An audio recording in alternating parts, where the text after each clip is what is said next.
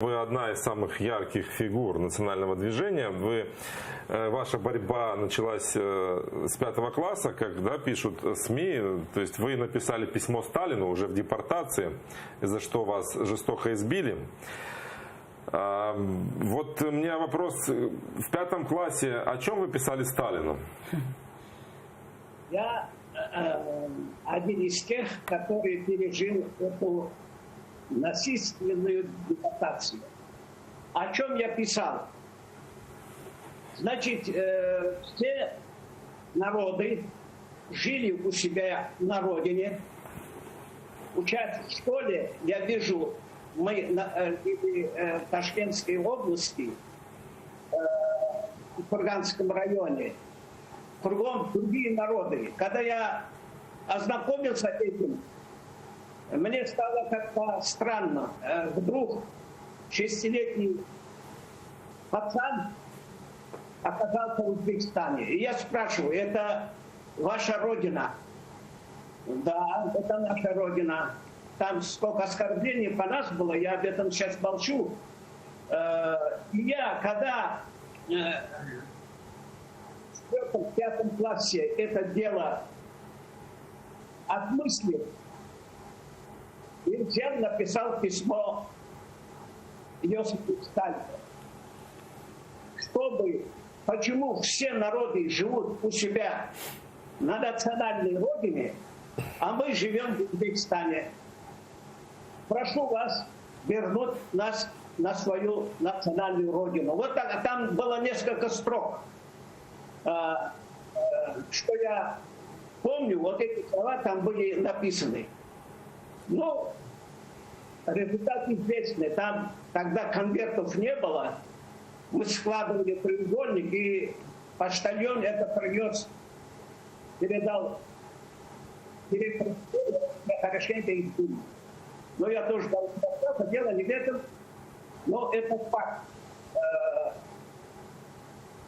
Я хочу сказать, я этого Сталина живого не боялся. А сегодня идет речь о том, что в Крыму хотят установить памятники. Это не нужно делать. Этими делами развить народ не нужно. Мы прошли этот путь.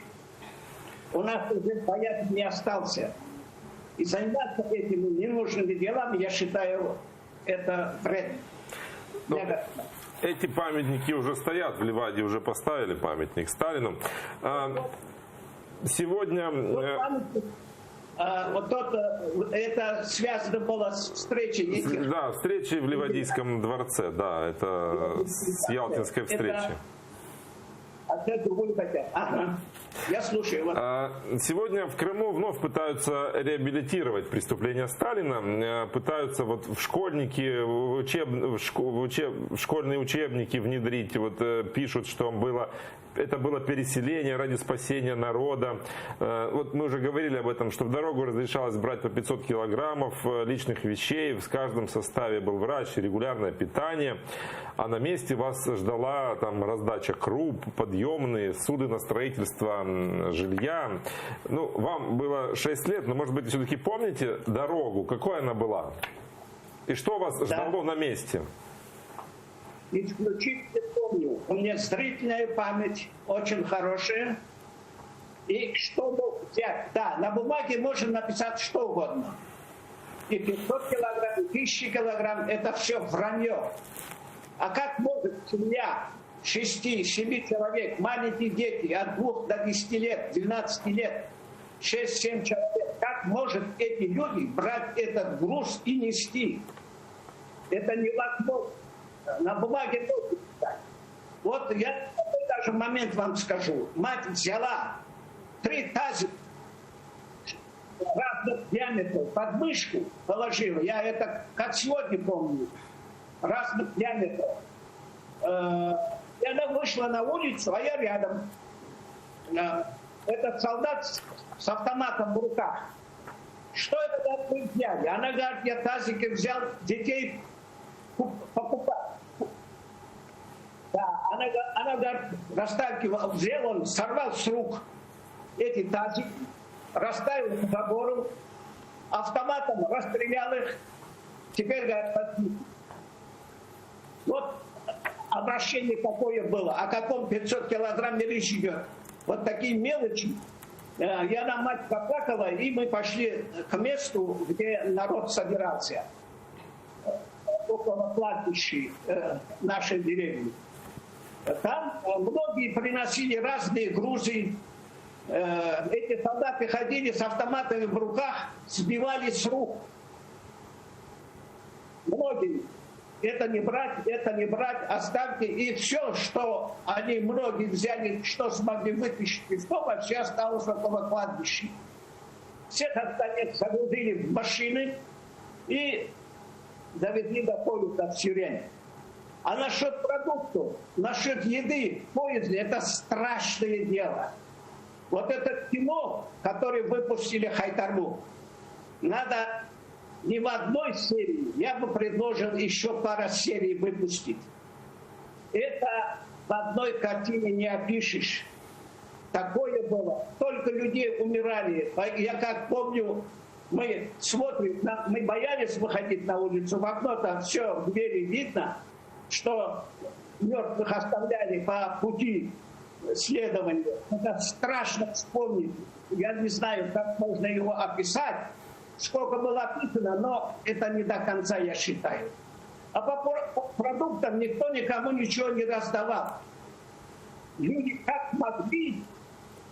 как смогли дышать или там по пути что-то делать. Вот так смогли доехать до места, куда нас вышли узбекские. Как ваша семья пережила эту дорогу? У меня отец был старый, мать старая, 1898 года. Отец в тех местах, где нас заселили, с нашей деревни тоже несколько семей там было, с других этих самых семей. Отец занимался курешем, борьбой в Крыму. Вот он, исходя вот из этих побуждений, он боролся, побеждал и за полкилограмма, за килограмм кукурузы. И вот эти он, зарабатывая, он многих спас от жизни. Они остались живыми. Каждой семье приносил вот так. И нашу семью тоже вот так он смог удержать. Ну, отец остался в Узбекистане, умер там. Он там физически очень сильный был. И сколько смог спасти наших людей, а люди умирали, просто передать вам невозможно. Просто вода никуда не годится, грязная, речная вода. Люди пьют и там же остаются около того же рыка, где он пьет эту воду. Умирали. Но малярия, дизентерия – это страшное дело. И мы смогли, сколько смогли, сейчас мы в Крыму живем, 2 брата, у нас было 4 брата, 3 сестры, 2 брата и 3 сестры остались. Вот. Остальных живых нет.